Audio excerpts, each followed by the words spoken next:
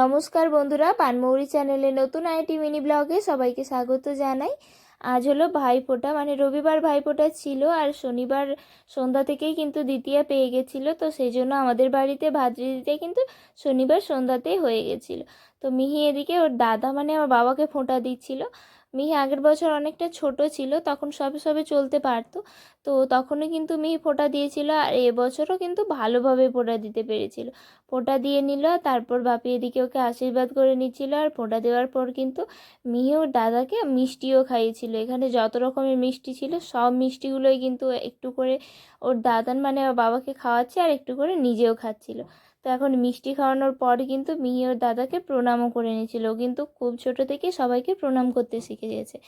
তো আজ ভিডিওটি কেমন লাগলো অবশ্যই কমেন্ট করে জানিও, আর অবশ্যই আমার চ্যানেলটি সাবস্ক্রাইব করে পাশে দেখো। তো আজকের মতো টাটা, দেখা হচ্ছে পরের কোনো নতুন ব্লগে।